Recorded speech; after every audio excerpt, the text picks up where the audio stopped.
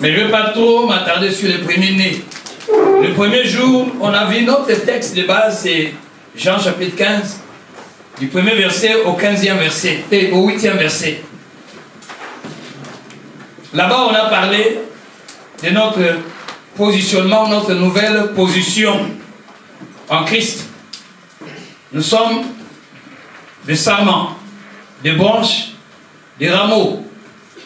Et tout sarment est appelé à porter des fruits. S'il ne porte pas de fruits, on lui accorde encore la grâce. On les monte pour qu'il puisse produire des fruits. Et on a vu qu'effectivement, nous sommes tous appelés à être fertiles. Dieu ne veut pas que tu sois stérile, tant spirituel que physique. Et le deuxième jour, hier, on a évolué. On a parlé d'autre chose. On a parlé de quoi? Notre thème, le sous-thème d'hier. L'attachement. Donc nous avons parlé de l'attachement. On a parlé du fruit. Et l'attachement, on a fait allusion au verset 4. À partir du verset 3, verset 4 de Jean 15, on nous fait comprendre que si toi et moi, qui sommes appelés de sarments, nous ne sommes pas attachés. Avant de s'attacher, on doit demeurer et attacher au cep, les vrais troncs, ou les vrais cèpes, ou la vraie vigne, dans le but de produire le fruit. Et nous sommes appelés à relever les défis.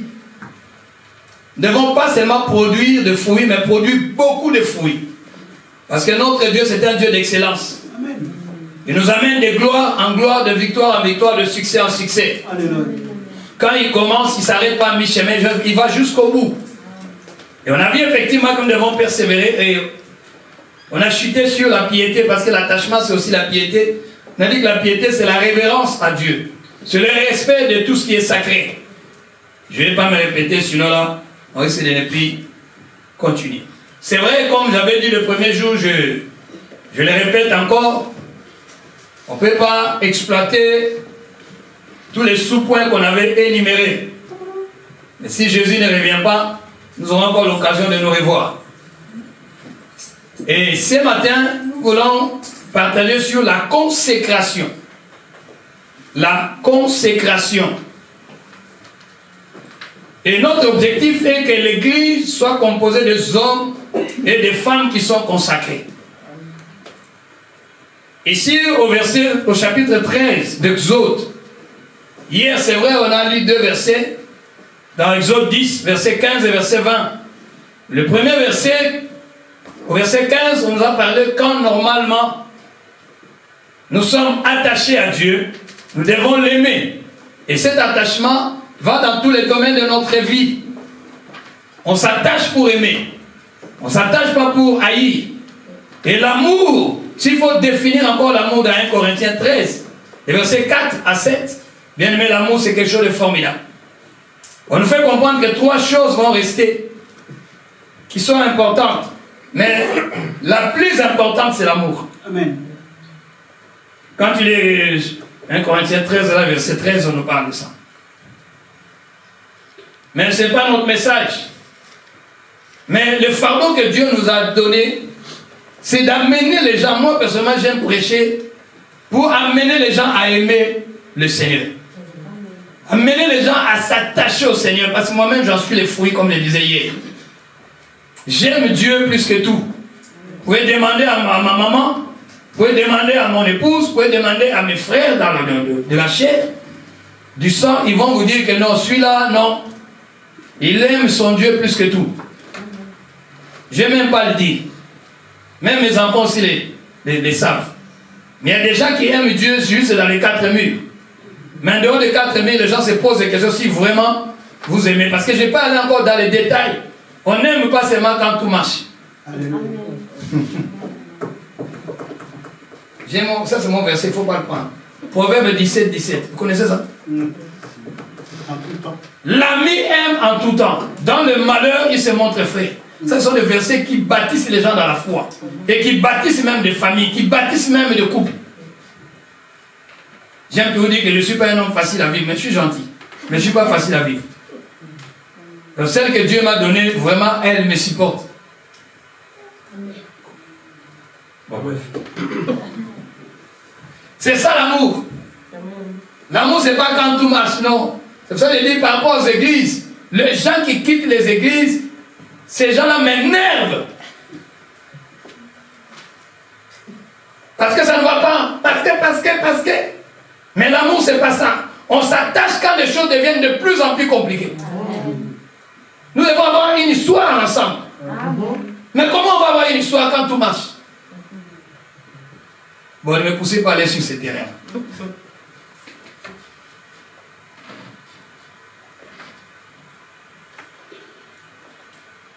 Ok. La consécration. Il a dit à Moïse, tu dois me consacrer tous les premiers-nés. Parce que le pouvoir, l'avantage, l'éminence était accordé aux premiers-nés. Même l'héritage était accordé aux premiers-nés. Les premiers de la famille. Mais quand nous allons dans Hébreux chapitre 12, je crois verset 13 par là, le Seigneur est en train de nous faire comprendre que, comme le disait le 1er juillet, il y a la transition. Les choses ont changé. Les premiers-nés, c'était selon la chair, selon la loi même, selon l'ancienne alliance. Mais la nouvelle alliance est supérieure à la première. Amen. Et dans la nouvelle alliance, le Seigneur a fait que toi et moi qui avons reçu la parole, cette parole qui nous a purifiés, comme on a dit hier, cette parole est une sémence qui nous a permis de naître dans le royaume. Comme Jean 1, 12 à 14 nous dit, à tous ceux qui l'ont reçu, à tous ceux qui croient en son nom, la parole leur a donné le pouvoir de devenir enfants de Dieu, lesquels sont nés ni du sang, ni de la volonté de l'homme, ni de la volonté de la chair, mais de la volonté de Dieu. La volonté de Dieu est que nos églises soient composées des hommes et des femmes qui sont nés de Dieu, non des églises, non de la communauté, non de la ville, mais de Dieu. La volonté de Dieu est que toi et moi nous naissions de lui. Mais ce qui nous permet de naître de lui, c'est la parole. Une parole pure, une parole qui n'est pas trafiquée comme on avait dit avant-hier ou hier. Alors maintenant, nous, dans Hébreux 12, on nous montre que Christ et Jésus, par rapport à l'œuvre qu'il a accomplie à la croix, il a fait de nous une assemblée de premiers-nés. Après sa résurrection, il a fait de nous assemblée de premiers-nés. Cela veut dire que le jour où Dieu a décidé que l'ange exterminateur passe pour exterminer tous les premiers-nés, parce que les premiers-nés représentaient la puissance, la force des pharaons. Et il fallait commencer à toucher par là, pour qu'ils puissent libérer le peuple, aller les servir. Il avait touché à tous les fléaux et il résistait. Mais il a fallu maintenant qu'on touche à un là où ça devait lui faire très très mal. C'est pour ça que quand nous venons à l'église, Dieu veut toucher là où ça te fait mal. Pour qu'il y ait un changement, pour qu'il y ait un nouveau départ, pour que les choses changent. Le message que Jésus a amené sur la terre est axé sur le changement. Le premier réformateur, c'est Christ. Il a amené le changement. Tu ne peux pas venir à l'église et rester comme tu étais venu. Il faut qu'il y ait un changement, qu'on voie une évolution dans ta vie. Et le Seigneur a pris la décision de libérer ce peuple. Mais avant de le libérer dans Exode 13, il dit, tu dois d'abord me consacrer les premiers-nés. Mais c'est quoi la consécration? Et là-bas on nous dit quand il a tué, mais les premiers-nés de son peuple étaient épargnés. Donc on voit que si Dieu a épargné les premiers-nés à cette époque-là, alors nous qui sommes maintenant les premiers-nés selon la nouvelle alliance, nous sommes encore plus épargnés. Amen. Est-ce que je me fais comprendre? C'est pour ça que tu n'auras pas peur de sorciers. Amen. Tu n'auras pas peur même des malades, des contagions qui volent. À Paris, j'avais dit, le premier message que j'avais donné à Paris, quand il y a eu confinement, j'ai dit, je me suis levé dans la salle, j'ai dit, moi, je n'attraperai jamais le Covid. Amen. Vous savez, quand tu connais ton Dieu, il y a des choses que tu déclares, on va te prendre pour un orgueil. J'ai dit, je n'attraperai jamais cette maladie. Et je ne l'ai pas attrapée.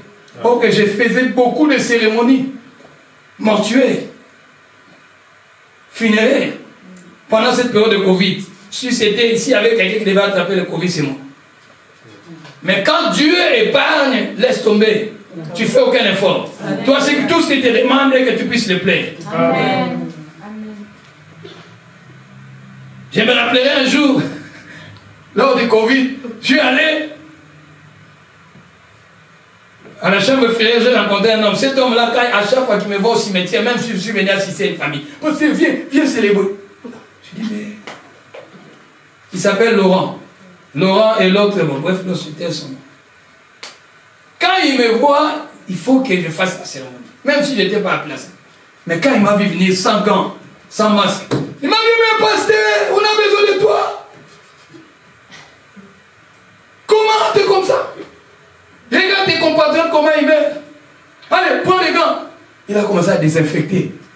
Je dis au Seigneur, il y a la part de l'homme et la part du Seigneur. Amen. J'ai mis les gants, j'ai mis les masques. C'est pour vous dire que si Dieu les garde, personne ne peut garder. Amen. Alors, c'est que Dieu, ce qui est important pour toi et moi, est que nous soyons vraiment consacrés. Quand nous sommes consacrés, bien aimés, nous comprenons les choses de Dieu différemment. Ok? Alors, nous allons définir c'est quoi la consécration. Souvent nous parlons de ça. Sois consacré, Dieu a consacré. Mais c'est quoi la consécration? La consécration, bien aimés frères et sœurs,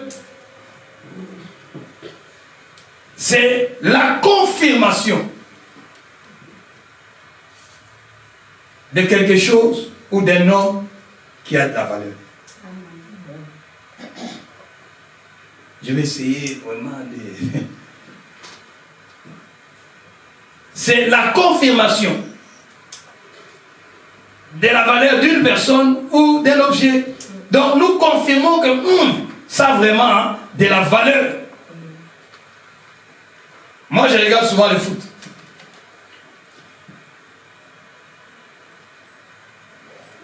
Mon football, il y a ce que nous appelons des ballons d'or. Mais pour que tu sois sacré ballon d'or, on doit confirmer. Le long de l'année, bref, je ne rentre pas dans les détails, comment tu as joué, comment tu as marqué de buts, et ainsi de suite. Le meilleur joueur de l'année. Nous savons l'année dernière, c'était qui? Donc, en fait, tes pères confirment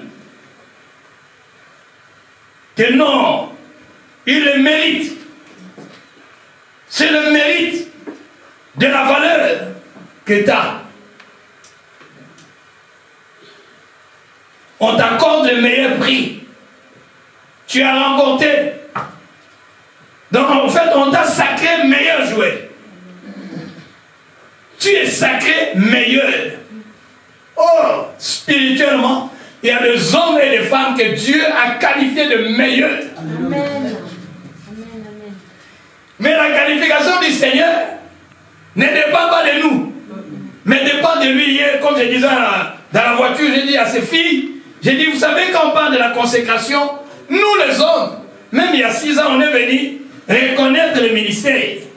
Nous pouvons aussi nous tromper. Nous venons reconnaître, nous venons confirmer. Mais c'est lui qui consacre, c'est le Seigneur. Amen. Il a dit à Jérémie, quand tu étais encore une masse informe, je te connaissais déjà. Et je t'avais mis à part. Et il lui a détaillé même sa feuille de route. J'ai dit, je t'avais déjà mis à part. Regarde ce que tu devais faire. Donc la consécration, bien aimés frères et sœurs, ce ne sont pas les hommes qui nous consacrent. Les hommes viennent confirmer. Alléluia. Ils disent, wow, c'est vraiment ça. C'est la reconnaissance de la valeur que tu as. C'est très, très important. Et le Seigneur a dit, il doit consacrer tous les premiers-nés.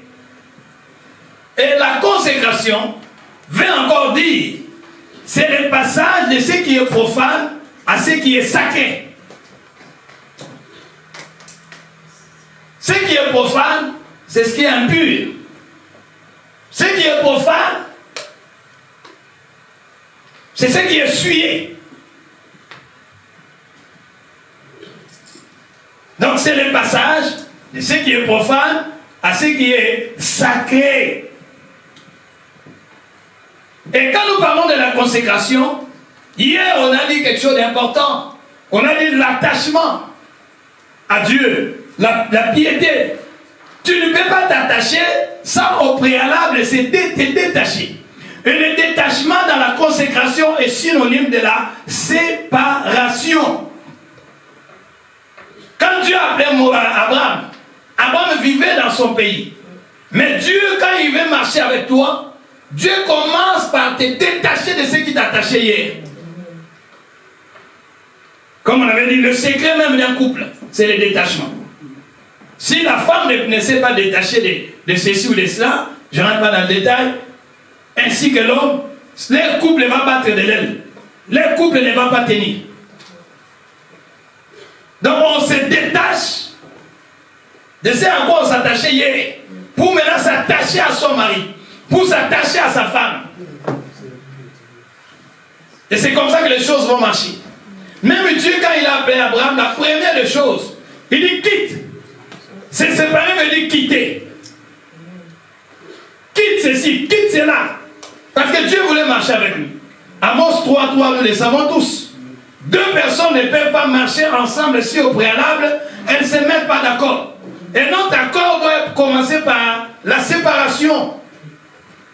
Vous voyez, des fois, on parle de faire le deuil de sa vie de jeunesse.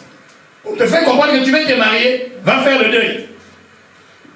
Les pailleuses, selon la culture occidentale, on te dit, va faire le deuil. Va encore fêter avec tes copines. Mais à partir du moment où tu t'es marié, tout est fini. Tu n'es plus à ce stade-là de copines. Maintenant, on te considère comme une femme mariée. Il y a des choses que tu faisais hier que tu ne dois plus faire. Donc la séparation. Mais s'il n'y a pas la séparation, c'est compliqué d'aller loin avec Dieu. Et quand nous parlons de la séparation, c'est comme l'Église. La séparation ou la consécration est synonyme d'être sanctifié. Quand on parle de sanctifié, ce n'est pas Romains, ce n'est pas Hébreux 12, 14 là. Que nous avons l'habitude de dire que voilà, rechercher la paix avec tous. Et la sanctification sans laquelle personne ne verra le Seigneur. Nous ne parlons pas de ces versets. Ces versets-là, on parle de ça quand nous sommes déjà consacrés.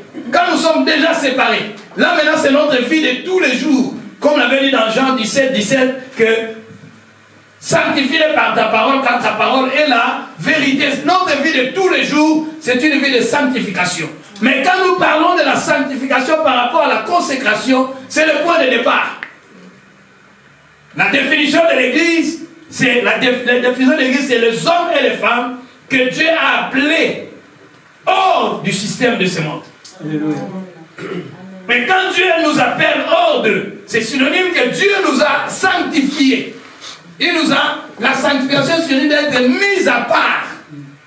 Et Dieu ne met pas les hommes et les femmes à part pour rien. Il faut noter ça. Quand Dieu te met à part, c'est pour une mission divine. C'est pour quelque chose de très très important. Dieu nous met à part. Il veut que nous soyons différents des autres. Nous ne pouvons pas rester dans le mélange. C'est pour ça quand il dit 2 Corinthiens 5, le verset 17, il dit sortez du milieu d'eux. Mais avant de dire sortez du milieu d'eux, le Seigneur a commencé d'abord par parler. Quand il dit le verset 15, 16, mais je vais mettre juste l'accent sur un point. Parce que là-bas, il parle du temple, il parle de rapports qu'on peut avoir.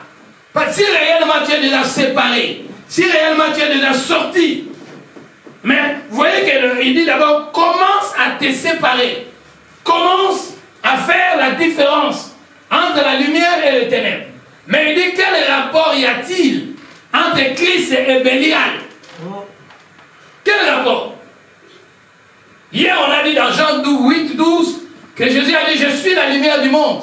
Celui qui me suit ne marche plus dans les ténèbres, mais il a la lumière de la vie. Cette lumière te donne la lucidité, la capacité de séparer le bien et le mal. Je ne parle pas de morale. Je ne parle pas de ça, de la conscience. Mais je parle d'une dimension, comme on avait dit hier. Quand tu as la semence, tu as la sève. C'est la sève qui fait la force, qui valorise une branche. Et cette sève, c'est un élément nutritif qui permet de vivre. Alors s'il n'y a pas la sève c'est un point de connexion, de contact avec le vrai sève, qui est Christ. Alors ici on nous dit, dans 2 Corinthiens 5 verset 17, on nous dit, sortez du milieu d'eux. Mais on met l'accent sur Bélial. Bélial, en fait, en hébreu, veut tout simplement dire Satan. Mais ce Satan-là a une signification. Parce que des fois, quand nous parlons de Satan, nous connaissons les diables, la différence entre les diables et Satan. Satan, normalement, si ma mémoire est bonne, Satan, c'est un accusateur. C'est un calomniateur. C'est lui qui nous accuse. Mais le diable, c'est notre adversaire. Le diable nous combat. C'est un adversaire. Mais Dieu merci parce que Christ nous a fait grâce. Dans ce combat, nous ne combattons pas seuls. Nous combattons avec lui. Parce que lui, il a déjà remporté la victoire. Amen. Nous combattons non pour avoir la victoire, mais nous combattons dans la victoire. Amen. Alors, on nous dit Bélial. Bélial en hébreu veut tout simplement dire un vaurien. Un vaurien. Quand on te traite de vaurien, ça veut dire que tu n'as pas de valeur. Tu n'as pas de valeur. Et puis, des fois, on te dit, comme hier, on a dit la sémence. Il y a des gens dans l'ordre. Des fois, si tu épouses quelqu'un qui est mal éduqué, tu vas souffrir. Il n'y a pas de démons là-dedans. Parce qu'elle est en train de produire. Or, il produit ce qu'il a reçu. Comme éducation. Alors, toi, tu auras du boulot. Vis-à-vis de cette femme. Tu vas souffrir. Ou vis-à-vis de cet homme. Tu vas souffrir. Là, je ne chasse pas les démons. Mais c'est un travail à faire. Il faut commencer à lui apprendre. Non, les chaussettes, il faut mettre là. Non, quand tu fais la vaisselle, quand tu as fait la cuisine, il faut faire la vaisselle. Non, il faut savoir respecter les grandes personnes. Tout ça, ça s'apprend. Parce que dès le bas âge, si toi tu n'arrives pas à réussir, tu vas souffrir. Surtout vous qui êtes de la génération high-tech. Je vous plains. Regardez notre jeune. Les jeunes filles risquent de m'aimer. Les jeunes filles aujourd'hui, pour manger, il faut seulement des fast-food. Mais si tu épouses un homme qui aime bien manger comme un bébé, mais tu vas souffrir. Tu ne vas pas l'amener tout le temps dans les fast-food. D'ailleurs, il y a des conséquences. Après, demain, si tu as les cancers, tu dis c'est. Oh, non, c'est ça le problème. Bon, bref, je vais le faire. Donc, tu vas reproduire ce que tu as reçu. Pour ça, les mamans, les papas, éduquez bien les enfants, vous ne serez pas déçus. Il faut bien éduquer les enfants. On ne devient pas parents par hasard. Amen. Je dis donc que s'il y a un métier, s'il fallait qualifier par du métier, le premier métier le plus difficile au monde qui devait toucher un salaire à partir de 100 000 €, c'est être parent. Parce qu'après nous vendons les produits. Éduquer un enfant n'est pas facile. Donc je reviens pour dire que Bélial veut dire vaut rien. Mais regardez maintenant, faisons un rapprochement. On nous dit la consécration, c'est la valeur, la confirmation de la valeur d'un objet ou d'une personne. Maintenant on nous dit quel rapport il y a entre Bélial et Christ. On nous fait comprendre que nous, normalement, le Seigneur Jésus nous a valorisés à la croix. Amen. Nous avons eu de la valeur. Amen. Les diables ne nous avaient pas valorisés. Mais le Seigneur Jésus nous a valorisés. Il nous a valorisés. Vous voyez, le Seigneur Jésus il nous a valorisés. Alors comment toi qui as été valorisé, tu vas encore t'embourber dans ce qui ne t'avait pas donné de la valeur? Comment? Comment?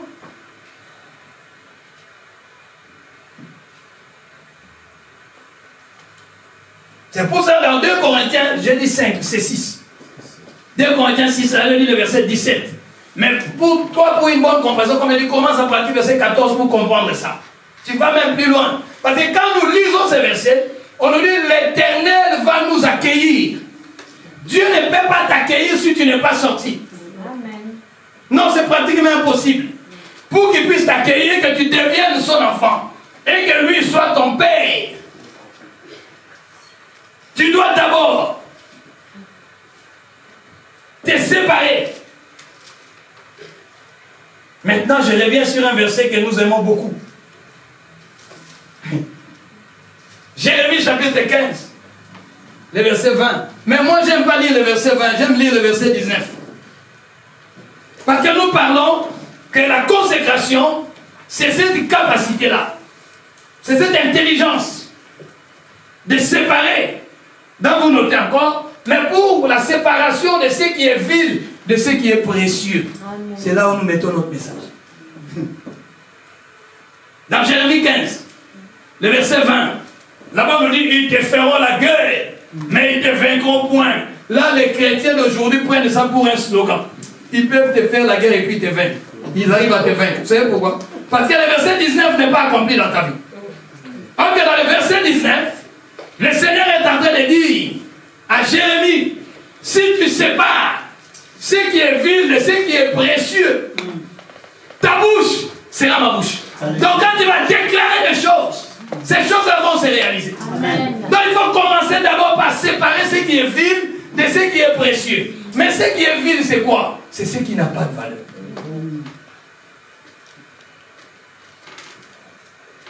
Mais je ne sais pas maintenant, toi, à tes yeux, qu'est-ce qui a de la valeur? Un costume, une chaussure, c'est de l'argent. Il y a des gens qui détruisent leur famille à la recherche d'argent.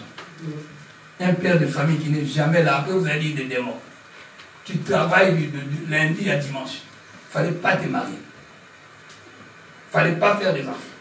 Quand on fait des enfants ou on se marie, on fait un choix. La vie, je dis, c'est une succession de choix. Alléluia.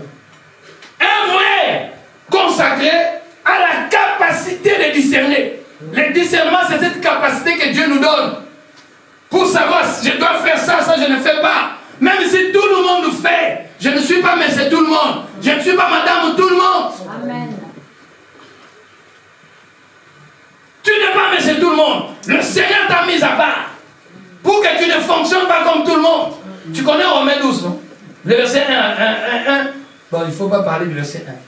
Parlons du verset 2. Parce que le verset 1 de Romains 12, on nous dit, Paul est en train de dire, je vous exhorte, par les compassions de Dieu, à offrir vos corps comme des sacrifices vivants. Mais au verset 2, il est en train de dire, ne vous conformez pas au siècle présent, mais soyez transformés par le renouvellement de l'intelligence. En fait, nous qui sommes consacrés, nous qui sommes mis à part, nous avons une intelligence qui est renouvelée. Amen. Amen. Tu as une intelligence qui est renouvelée. Tu ne vois plus les choses comme tout le monde. Tes priorités ont changé. Quand Christ rentre dans ta vie, hier on a dit demeurer veut dire vivre pour lui. Demeurer veut dire que la vie de Christ soit en toi. Que les gens commencent à voir la vie de Christ se manifester. C'est pour ça que Paul a dit, soyez mes imitateurs. 1 Corinthiens 11:1. Soyez mes imitateurs comme moi je le suis de Christ. En fait, comme il était attaché à Christ, Christ lui communiquait sa sève. Et les gens voyaient maintenant la vie de Christ à lui. Paul pouvait se permettre de dire que soyez mes imitateurs, comme je le suis de Christ. Parce qu'il s'est attaché à Christ. Et maintenant Christ lui communiquait sa vie, comme on a dit hier, ils sont devenus fusionnels. Quel est ce démon qui va le toucher? Ils sont devenus fusionnels. On a du mal à les séparer. Alors la consécration, c'est, au fait, tu ne te conformes plus. C'est conformer en grec veut dire prendre la forme de. J'aime beaucoup parler de ça. Vous savez, quand on dit c'est conformer, c'est comme tu prends la pâte. Tu veux faire des gâteaux. Mais si tu mets cette pâte-là dans un moule, la pâte doit prendre la forme du moule. Vrai ou faux? Quand on va sortir cette pâte, si quand c'est cuit, tu verras que ça a pris la forme du moule. Mais maintenant, j'aime Dieu. La Bible nous fait comprendre, j'aime verset non seulement pour les miracles, que ce qui est impossible aux hommes est possible à Dieu. Mais nous, maintenant, on nous a pris. Nous sommes maintenant cette pâte-là. On nous a mis dans un moule. Et ce moule-là, c'est le monde. Nous vivons dans le monde, mais nous ne sommes pas du monde. Nous vivons dans le monde, mais nous ne prenons pas la forme d'eux. Qui est le monde? Les gens vont se dire, mais c'est pas possible. Ces gens-là sont différents de nous. Quel est leur secret? C'est la consécration. Parce que toi, tu es consacré. Tu ne fonctionnes plus comme eux. Tu ne détruis pas un mariage parce que le monsieur ne travaille pas. Tu ne détruis pas un mariage parce que ta femme est malade. Tu ne quittes pas une église parce que ça ne va pas.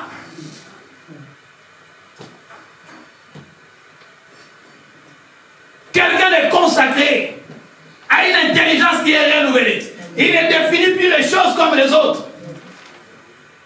Parce que s'il faut parler du monde, 1 Jean chapitre 2, tu connais ces versets 15 à 16. Là-bas on nous dit n'aimez point les mondes avec les choses qui sont dans les mondes. Parce que c'est éphémère, ça va passer avec ses loisirs. Et on continue, on nous dit le monde est défini, j'aime bien répéter ces passages, de 3 choses. On nous dit dans le monde, qu'est-ce qu'il y a au verset 16? On nous dit le monde est défini par 3 choses. Mais toutes ces choses-là, il y a, bon, bref. Le monde est défini par 3 choses. C'est la convoitise des yeux, l'orgueil de la vie et la convoitise de la chair. Des fois, nous quittons les églises par convoitise. Moi aussi, je vais devenir. Tu n'es pas consacré. Les hommes vont te consacrer, mais Dieu ne t'a pas consacré. Dieu nous connaît. C'est Dieu qui nous consacre. Alléluia. Avant même qu'on soit né. L'œuvre de l'homme est éphémère. L'œuvre de l'homme est imparfaite. Mais l'œuvre de Dieu est parfaite. Amen. Dieu fait les choses avec perfection.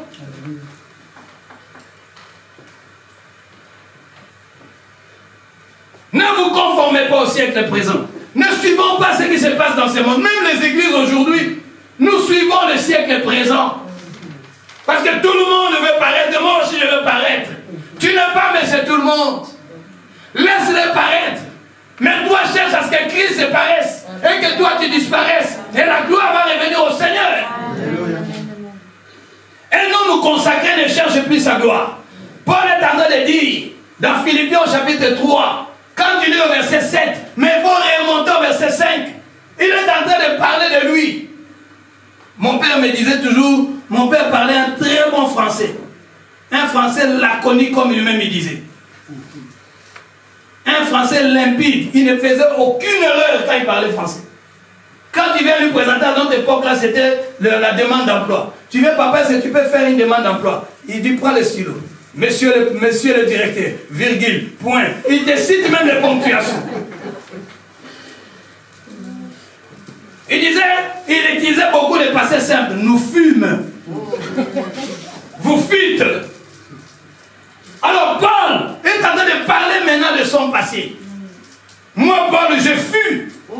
Je fus hébreu. Je fus ceci. Je fus ceci selon la loi. Paul, tu ne pouvais rien lui reprocher. En fait, il a tout fait dans le monde. Tu ne pouvais rien lui reprocher. Là, Paul a quitté la dimension de péché. Jusqu'à là, je ne touche pas encore le péché.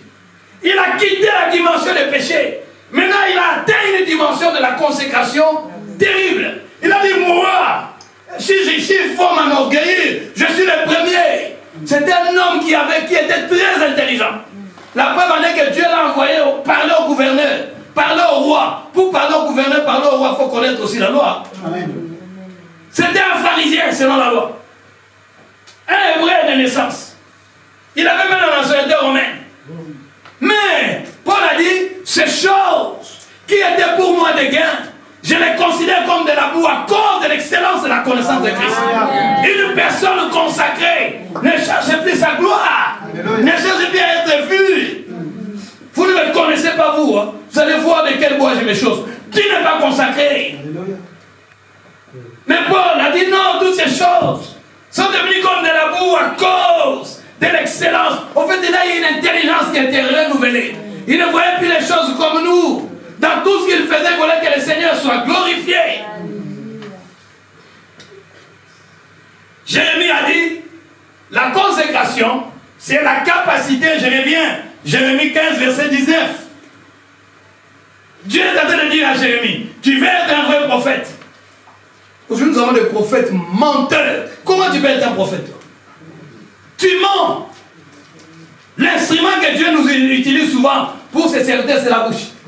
Mais toi, de ta bouche sortent des mensonges.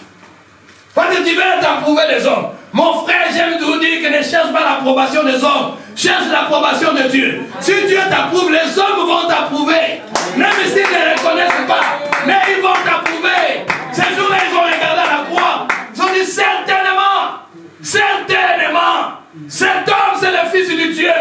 Amen. Même à la fin, ils vont dire que certainement, c'est un consacré. C'est une consacrée. Elle a une vie à part. Il a une église à part. Il ne vit pas comme nous. Amen. Ils ont reconnu même à la croix. Sa manière de mourir était différente. Oh, que ta vie soit différente. Amen. Ne mêle pas avec moi, il y a un élément que Dieu m'a doté, c'est de ne pas faire les choses comme les autres. J'aime pas ça. Même dans la foi, j'aime pas ça. J'ai dit, Seigneur, fais-moi grâce de ne pas faire les choses comme les autres. Quand nous nous sommes mariés, je dis à ma femme, en aucun jour que tu me compares à un autre mari. Parce que nous ne sommes pas pareils. Et nous ne serons jamais pareils. Amen. Tu peux me faire des reproches, mais ne me compare jamais. Oh, le mari de Bibi chez ceci. Non. Je suis unique à mon genre. Amen. Amen. Regarde, je peux manger, je ne grossis pas. C'est pas parce que tu manges que tu grossis. Non. Nous sommes différents. Amen. Mais dans notre différence, nous devons maintenant faire la force de la cohérence, Alléluia. de la beauté. Amen. Nous sommes différents. Un consacré, c'est un homme qui doit avoir un caractère. Qui ne se laisse pas influencer parce que la famille a dit, ne viens même pas avec moi ça passe pas. À l'église, on peut même ne plus se parler avec toi. Ne me dis pas parce que tu es de ma famille que tu vas m'influencer. Non. D'abord les intérêts de Dieu. Amen. D'abord les intérêts de Dieu. Des choses qui faisaient sa force, qui faisaient sa fierté. Ça faisait plus sa fierté, Paul. C'était devenu comme de la boue. À cause. Est-ce que tu es appelé à exceller? Vous savez, quand nous parlons de la persévérance, dans la persévérance, il y a atteindre un objectif.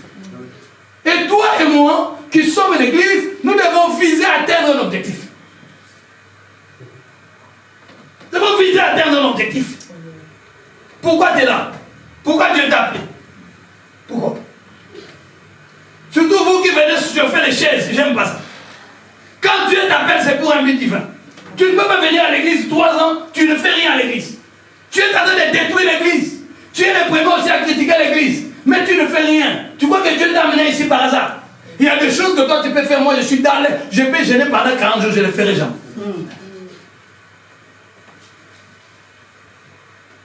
Nous devons nous compléter.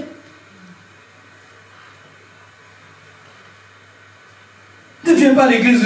Non, Dieu, vous savez, nous, à moi avec Dieu à Paris, il y a un frère que je regarde jusqu'aujourd'hui. Nous, on était là seulement la parole. Mais quand il est venu, il a dit non. On doit organiser l'église. Cette organisation que nous avons, c'est pas les mérites ne nous reviennent pas, c'est à lui. C'est à lui. Mais nous, aujourd'hui, nous mélangeons, nous voulons être au four et au moulin, c'est ça, nous faisons des choses très mal. Au départ, nous sommes des généralistes. Au fur et à mesure que nous connaissons le Seigneur, Dieu est en train d'affiner notre appel. Dieu est celui qui affine à la perfection. Alléluia. Tu ne peux pas faire tout, non, tu vas mal faire. C'est pour ça même dans les couples des fois, oh non, tu vois chez eux. Non, votre couple doit avoir sa particularité. Eh bien, je ne sais pas pourquoi il parle de bébé, parce que Samuel, lui, il ne sait pas cuisiner comme moi. Mais ben, c'est un bon cuisinier. Alors si maintenant ma femme commence à me comparer à Bé, c'est liba, oh, il y aura plus de mariage. Non, je suis lui terme. Je fais un peu d'effort, mais c'est évident. En plus, on a grandi avec notre tante à la maison, donc vous comprenez qu'elle ne voulait même pas qu'on s'approche de la cuisine. Donc, c'est compliqué. Donc tu es différent des autres. Tu es égal à toi-même. Même les jumeaux n'ont pas les mêmes empreintes digitales. Ils sont jumeaux, mais ils n'ont pas d'empreinte digitale pareille. Tu es unique à ton genre. Commence à développer ça. Commence à cultiver ça. Des fois, il y a des complexes. Moi, il dit un vrai enfant de Dieu ne doit pas être complexe. Parce qu'un vrai enfant de Dieu, s'il connaît qui il est, ah non, il fait tomber les complexes. Ne fais pas comme l'autre. Tu peux imiter les bonnes choses, mais ne fais pas comme l'autre. L'imitation n'a jamais été pareille à l'original. Tu es original. Amen, amen, amen, amen. T'es original. Ça va t'enlever les complexes que t'as.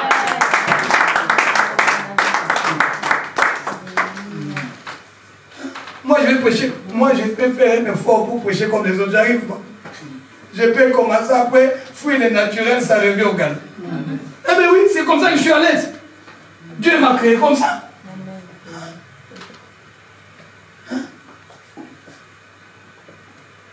Alors, Jérémie est en train de dire, Dieu a dit à Jérémie, si tu sépares ce qui est vil de ce qui est précieux, ta bouche sera ma bouche. Dieu va utiliser le bouche. Mais il faut commencer par séparer ce qui est vil de ce qui est précieux. Je dis que ce qui est vil, c'est ce qui n'a pas de valeur. Comme j'ai donné l'exemple, la définition des balles, des Bélial. Un vaurien. Tu sais, des fois, comme disait un frère, ta femme que tu as là, tu ne réalises pas sa valeur. Le jour que tu vas la perdre, c'est là où tu vas dire, waouh, j'avais une femme formidable. Oui, j'avais un homme formidable. Alléluia. Nous ne savons pas valoriser. Apprenons à valoriser. Je dis, la consécration, c'est la confirmation de la valeur de l'objet ou la valeur de la personne. Et nous, maintenant, c'est Dieu qui nous a valorisés par le sang que Jésus a versé. Tu as de la valeur. Tu n'es pas n'importe qui. C'est ça que je dis à nos jeunes sœurs qui sont de... Nous, dans l'église, nous avons beaucoup de jeunes sœurs vierges. Je leur dis, ne perdez pas votre virginité avec des garçons qui ne vont pas valoriser votre corps. Ils viendront juste pour jouer. Mais vous avez de la valeur. Christ vous a donné de la valeur. Il faut que ce soit des hommes qui vont comprendre que je pousse cette femme pour que nous puissions avancer le royaume de Dieu. Non, juste pour un plaisir éphémère. Vous n'êtes pas des prostituées. Vous avez de la valeur. Votre corps, c'est le temple du Saint-Esprit. Vous ne pouvez pas donner ça à n'importe qui. Et vice-versa, vous aussi, les jeunes qui êtes encore vieux. Vous ne perdez rien. Il y a un message que j'avais prêché il y a 20 ans de cela. Perdre pour gagner. Qui perd gagne. Aux yeux des hommes, c'est comme si tu étais en train de perdre. Mais aux yeux de Dieu, tu es en train de gagner. Il faut maintenant vous consacrer. Une fois vous consacrer, comprenez que quand les gens sont en train de dire tu es en train de perdre, mais toi spirituellement, tu es en train de grandir. Spirituellement, tu deviens costaud. Spirituellement, tu deviens un géant. Amen. Mais les gens ne te comprennent pas. Il ne faudrait pas que ta vie soit comprise de tout le monde. Amen. Non, un homme consacré, ta vie n'est pas comprise de tout le monde. Amen. Comme l'autre m'a dit, hey, mais toi tu n'as plus de fiches de paye. Moi ça fait 9 ans que je n'ai plus de fiches de paye. Mais alors un homme de Dieu a dit, mais comment lui il n'a plus de fiches de paye? Comment ils ont pu acheter une maison? Ta vie est consacrée différente des autres. Amen. Alors il fallait qu'on présente 2 fiches de paye. La dame est arrivée à la maison. Alors monsieur, présentez-vous. Ma femme est allée présenter mes fiches de paye il y a 2015. Centre chrétien de Mélenchon, amour et vérité. Pasteur. Alors maintenant, j'ai commencé à lui relater maintenant habituellement, depuis qu'on a eu les crédits de l'église, on ne me paye pas. Ah! La dame est tombée de nuit. Non, monsieur. Et vous ne recevez même pas du tout. Vous appelez ça quoi? RSA. J'ai dit non, je n'ai pas droit. Parce qu'on cotisait à une caisse de clergé. Donc je n'ai pas droit. Mais vous venez comment? On m'a dit que vous venez de la Suède, avec toutes les chances que vous avez. Mais ça, ce n'est pas possible. La vie d'un consacré. Alléluia. La dame m'a regardé, elle a dit non, dites-moi vrai. J'ai dit, mais madame, je vous dis vrai. D'ailleurs, je ne voulais même pas que vous veniez. Je tenais les pas, je savais que c'est pour aller se surgir.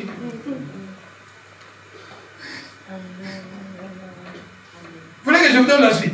Quand nous prêchons, pourquoi des choses comme ça aussi? Moi, je n'avais pas prévu ça. Donc ça concerne quelqu'un ici. Je n'avais pas prévu. Quand même les frères voulaient me voir, j'ai dit non, ma situation est compliquée.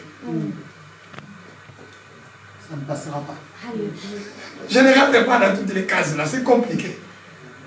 La dame m'a dit, alors maintenant en Suède là-bas on vous paye. J'ai dit non, je travaille comme un bénévole toujours. La dame m'a dit non, c'est pas possible.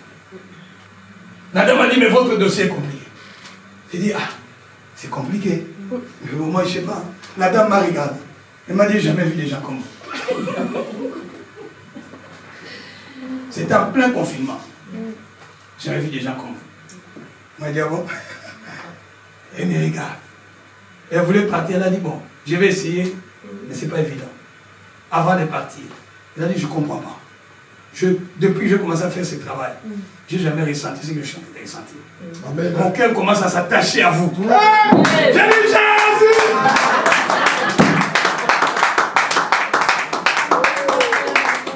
Quand Dieu, il y a des versets qu'il ne faut pas prendre, ça c'est à moi. C'est Proverbe 16, 10, verset 7. Vous connaissez ce verset, ça c'est à moi, il ne faut pas le prendre. Quand Dieu approuve les voies d'une personne, il dispose favorablement même ses ennemis. Quand Dieu t'approuve, cherche l'approbation de Dieu. Et la dame m'a dit, vous avez quel âge? Quand je lui ai donné encore mon âge, il a dit, aïe, aïe, aïe. Comment on peut octroyer un crédit à un monsieur qui a déjà plus de 58? C'est pas possible. J'ai dit, ah là, je ne rentre dans aucune case. C'était, à l'école, on nous apprenait une équation à un inconnu. Maintenant, c'était une équation à 1000 inconnus. Donc, vous comprenez que c'est compliqué. C'était compliqué. Mais la dame a dit, je sens mon cœur s'attacher à vous. Elle est partie. 2 semaines après, elle nous appelle. Elle a appelé mon épouse, elle a dit, je n'ai pas dormi pour vous. Alléluia. Tu sais, si Dieu t'approuve, comme il a fait avec les Daniel, avec les compagnons de Daniel, la Bible, il faut la vivre. La Bible, ce n'est pas juste un livre d'histoire. Toi et moi, nous sommes appelés à vivre la Bible. C'est que les années ont vécu, nous aussi, nous pouvons les vivre. Dieu peut déranger les cœurs d'une personne qui ne va pas dormir pour ton cas. C'est pour que la soirée consacrée. Commence à être consacré.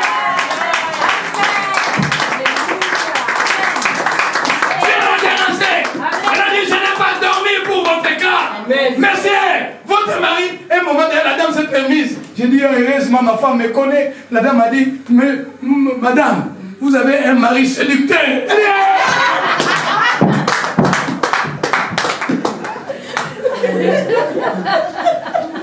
J'ai dit, mais je suis un séducteur. Et puis il m'a dit, allez, que j'ai compris.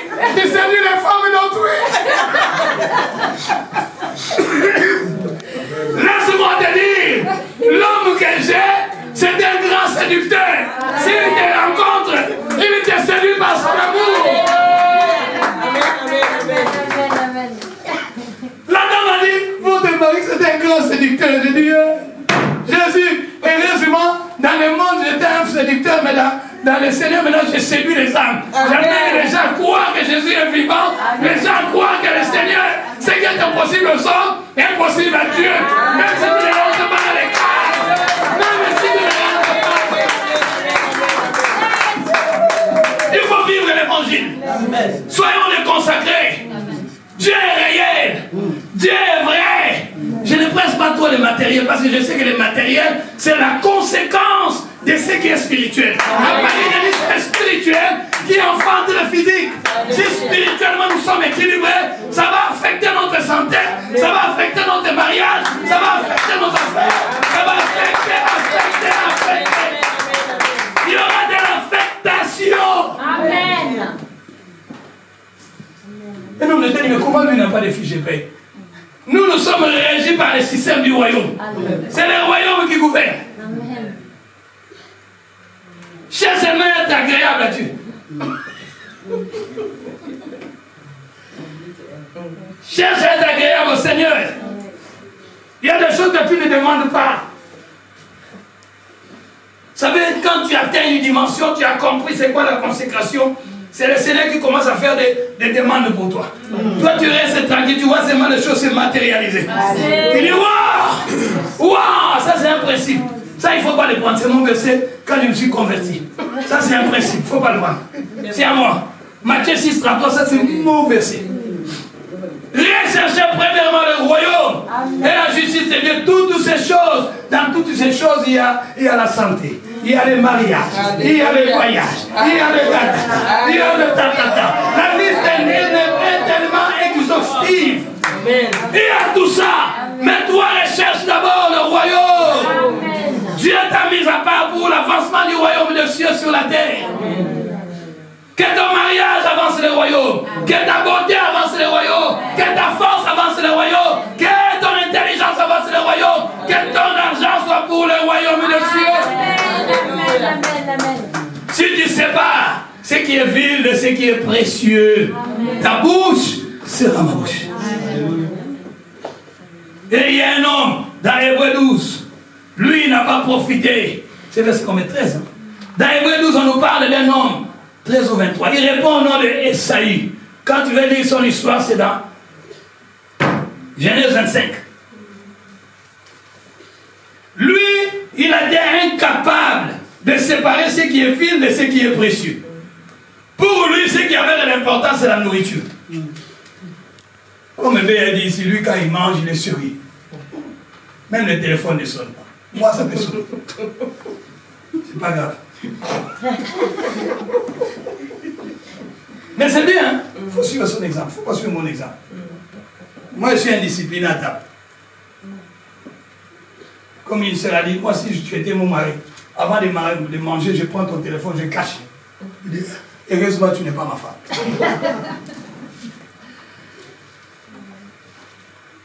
Donc, Esaïe, lui, ce qui était précieux à ses yeux, c'était la nourriture, la bouffe.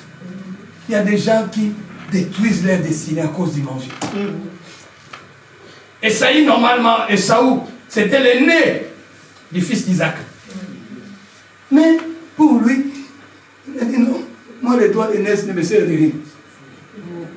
Et quand on analyse aujourd'hui, on a vu avec quoi il a vendu son doigt d'aînesse. Avec des lentilles. Ah.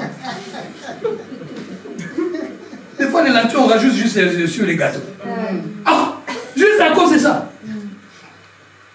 Qu'est-ce qui représente les lentilles dans ta vie? Ça peut être la prostitution. Ce qui te suit. Ça peut être les films pornographiques. Ce qui te suit. Ça peut être l'amour de l'argent. Ce qui te suit.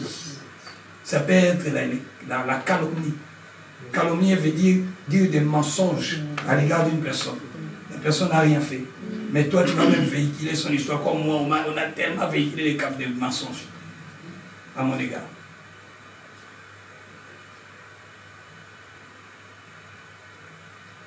Ce qui nous suit. Des querelles inutiles. La jalousie. L'orgueil. Je n'ai pas développé convoitise, orgueil de la vie et tout ça. Par rapport au monde. Tu dois sortir de ces choses. Sors de là. Et Esaïe n'a pas compris. Quand tu lis la Bible, normalement on a dit la consécration, c'est séparer ce qui est vil de ce qui est précieux. Vous voyez, Paul a dépassé maintenant ces stades-là. Lui commençait à atteindre des dimensions élevées. Il a compris, tu sais, il y a des choses, quand tu es déjà consacré, ce n'est pas un péché, mais tu ne le fais plus. Ce n'est pas un péché, mais tu le fais. Parce que tu as atteint des dimensions élevées. Parce que pour toi, il n'y a rien de la gloire de Dieu dans ça. Dieu n'est pas glorifié dans ça. Pourquoi je vais le faire? Pourquoi? Mais Esaü n'a pas compris la valeur du droit d'aînesse. Il y a des gens qui bafouent leur spiritualité à cause des désirs de la chair qui sont éphémères. Et demain, tu commences à vivre avec la culpabilité. Tu commences à dire, si je savais. Sors de là. Amen. Abandonne ces choses. Le Seigneur est prêt à t'accueillir. Mais Esaïe n'a pas compris. Et ce qui est grave, on a traité Esaïe à cause de la nourriture. Quand tu lis la Bible, il est compté parmi les profanes. Dans Hébreux 12. On a dit, Esaïe, Dieu l'a traité de profane. Aucun profanateur. Vous savez ce qui se passe ici, surtout en France. Quand tu vas même saccager le cimetière juif. On appelle ça quoi? La profanation. Pourquoi? Et c'est sacré. Donc il ne faut jamais profaner ce qui est sacré. Amen.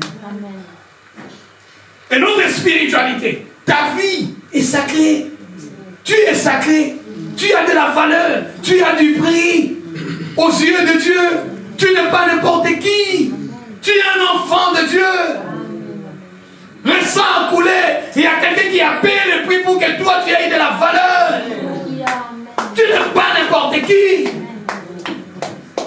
Il y a des milliards d'hommes sur la terre. Mais le choix de Dieu est tombé sur toi. Tu crois que c'est un hasard? Il y a des gens qui ont des millions plus que toi, mais qui n'ont pas reçu cette grâce. Il y a des filles qui sont plus belles que toi, qui n'ont pas reçu cette grâce. Mais toi, tu as reçu la grâce. Amen. La beauté est éphémère. La grâce est trompeuse. Mais le Seigneur t'a fait grâce. Pourquoi tu vas profaner ta vie? Pourquoi tu vas profaner ta spiritualité? À cause de l'antique. À cause de la nourriture. À cause de la nourriture. Les choses qui vont passer.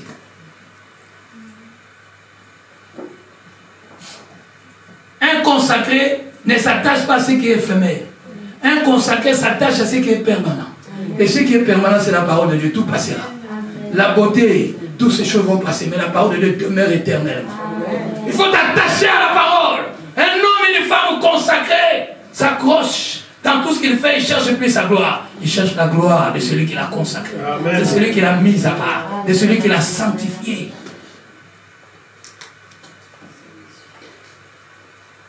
Esaïe a bafoué les droits d'aînesse.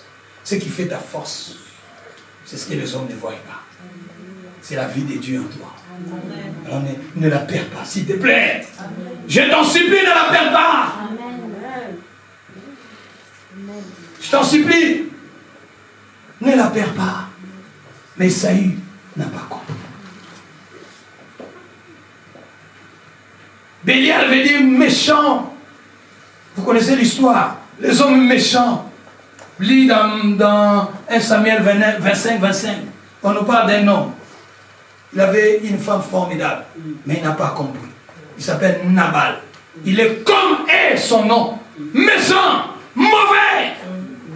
Même nos églises sont égorgées aujourd'hui des hommes méchants. Des hommes qui ne sont même pas reconnaissants. Heureusement, moi, je n'attends pas la reconnaissance des hommes. La reconnaissance des hommes peut te pousser même à abandonner la foi. Si tu cherches que les hommes te reconnaissent, tu vas même abandonner la foi. Parce que l'homme est ingrat. L'homme est ingrat, il n'est pas reconnaissant.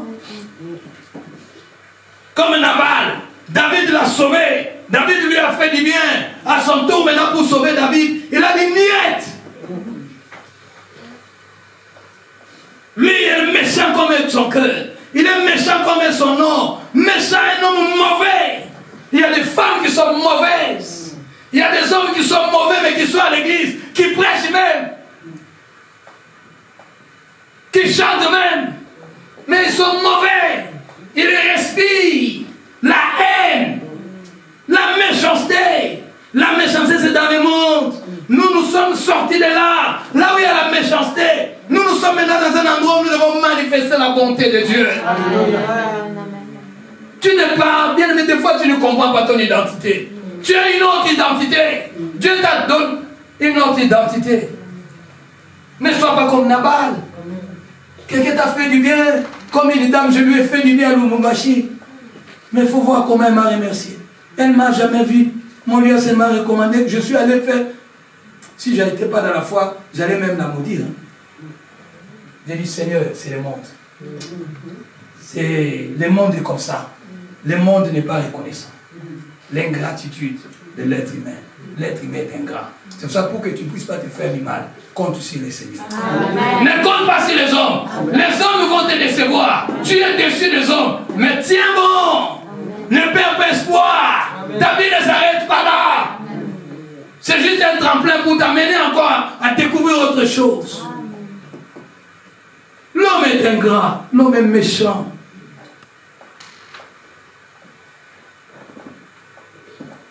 Même ta propre femme peut te jouer un jour. Qu'est-ce que tu as fait dans ma vie? Même ton mari peut te dire qu'est-ce que tu as fait dans ma vie. Il y a un homme, un ex-président d'un pays en Afrique. Un jour, sa femme lui a dit, mais toi aussi, qu'est-ce que tu as fait pour moi? J'ai fait de toi une première dame, tu me...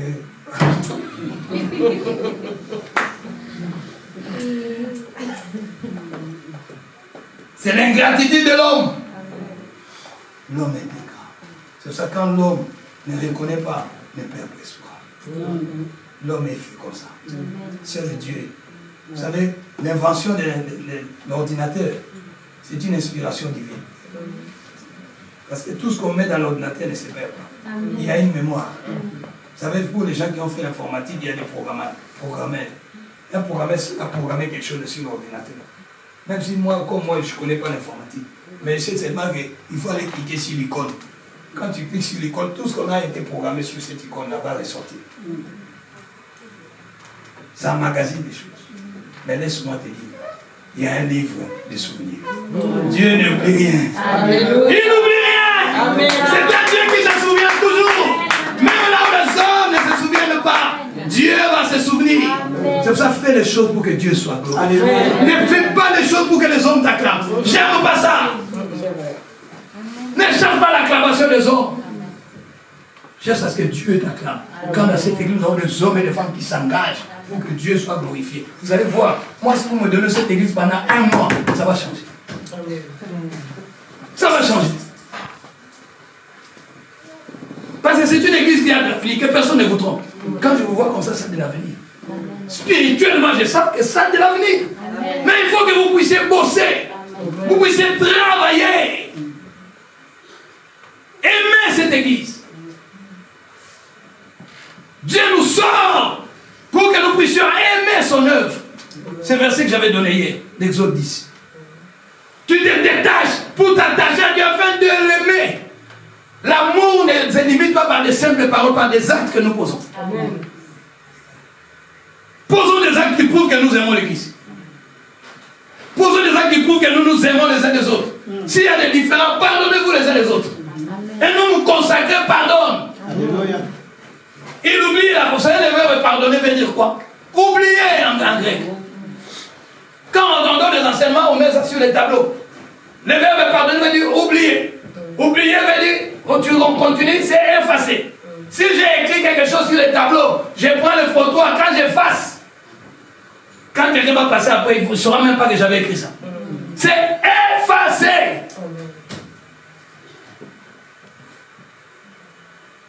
Il faut oublier. Nous avons la nature divine. Cette sémence qui est en nous, nous avons la manifester par le pardon. Il a dit, il va jeter nos péchés au fond de la mer. C'est écrit où? Vous connaissez ça? Dans la mer de l'oubli, c'est écrit où? Vous aussi.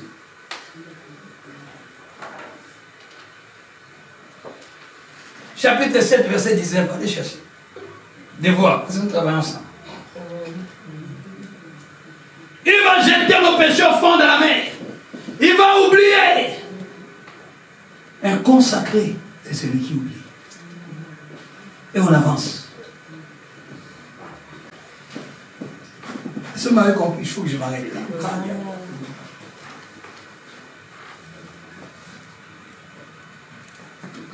Un consacré, la consécration, c'est la confirmation de la valeur d'un objet ou d'un homme. Dans la consécration, Dieu nous amène à exceller, à avoir une intelligence qui est renouvelée. Une intelligence qui nous permet maintenant de discerner les choses. Au fait, tu comprends maintenant, ça c'est la priorité de Dieu. Ça, ce n'est pas la priorité de Dieu, mets ça de côté. Tu cherches maintenant à faire des choses qui ont de la valeur aux yeux de Dieu. Sois comme des Naboth. Il a dit, je ne peux pas céder. Non, je ne cède pas.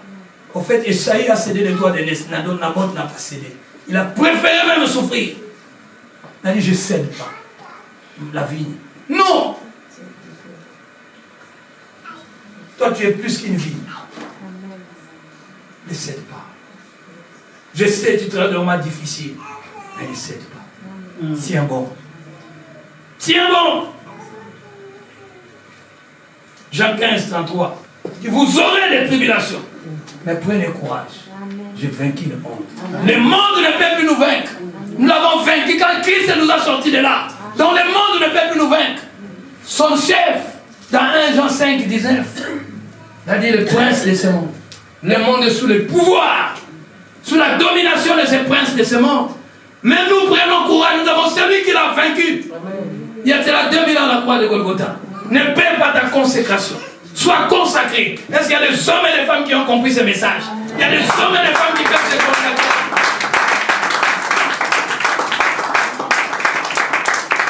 Dieu est à la recherche d'une nouvelle génération des hommes et des femmes qui sont consacrés pour lui. Il a dit consacre-moi les premiers-nés. Tous les premiers-nés doivent être consacrés. Tu es plus que les premiers-nés d'hier. Toi, tu es maintenant le premier de la nouvelle alliance. Alléluia. Tu n'es pas n'importe qui. Tu ne fonctionnes pas selon les lois de la terre, mais tu fonctionnes selon les lois du ciel. Là où Christ est assis à sa droite, il intercède pour toi. Tu n'es pas seul, mais tu es avec lui. Même si tu traverses le fleuve ne va pas du tout te submerger. Même si tu traverses le feu ne va pas t'embraser. Parce que le Seigneur est avec toi. Lui, il veille sur les consacrés. Il veille sur les premiers-nés. Des fois, tu peux ne pas prier, mais lui, il a prié à ta place. Amen. Tu n'as pas dit que je sais si c'est là parce que je suis fort, parce que je suis intelligent, parce que j'ai étudié. Non, tu reconnais que c'est la grâce de Dieu dans ta vie. Un consacré est comme ça. Et quand tu reconnais la grâce, Dieu va encore faire parce qu'il sait que la gloire va lui revenir. Je vais prier avec toi. J'ai dit, je suis le fruit de la consécration. Je suis un homme consacré. Malgré mes défauts, malgré mes erreurs, mais je suis un homme consacré. Je me rappellerai tout de ça. Je suis venu en Europe, ma mère a dit, au moins, ce garçon, il va arrêter un peu avec ces histoires de Dieu. Il va continuer ses études universitaires. À chaque fois qu'elle m'appelait, je n'avais pas de réponse, j'étais un sans-papier. Un jour, Dieu est allé parler à ma mère. Dieu lui a montré dans un rêve. Il a dit, regarde ton fils. Tu te rappelles de ton oncle? Il est mort avec sa Bible à la main. Ma mère a regardé.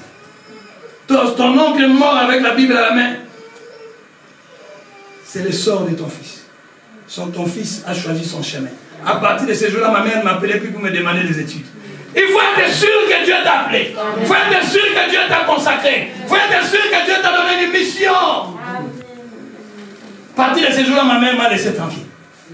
Elle a compris que non, cet enfant-là est particulier. Tu es particulier. Amen.